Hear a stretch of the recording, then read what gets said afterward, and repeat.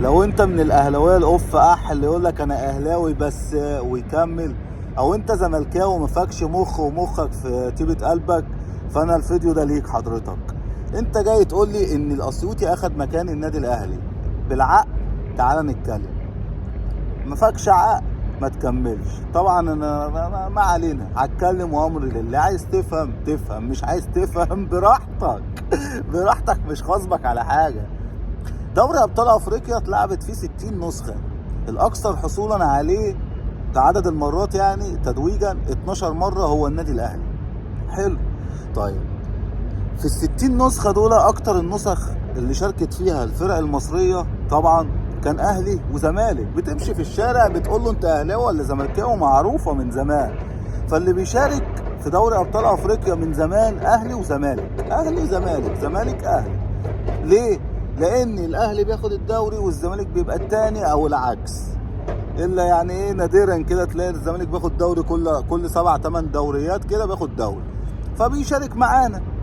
فكان الكومبارس بتاعي كنت انا اروح كبطل وهو يروح التاني وكده يعني ماشي. نادرا عمال ما اروح انا رقم 2 يعني.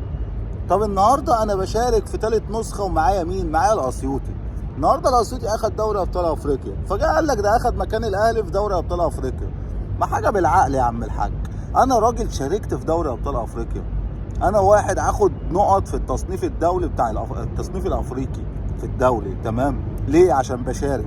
حضرتك مش بتشارك اصلا. ليه؟ لان في فرقه تانية من مصر بقت بتشارك بدالك. هتقولي ما هي اخدت البطوله، اخدتها مني مباشر؟ لا.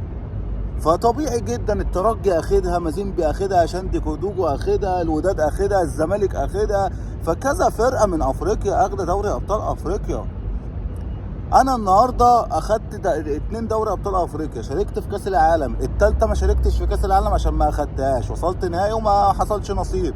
بعد كده اخدتها 2 تاني وشاركت في كاس العالم. بعد كده مش هشارك في 2000 مثلا 25 او في 2029، تمام؟ بس بالتصنيف بتاعي هشارك.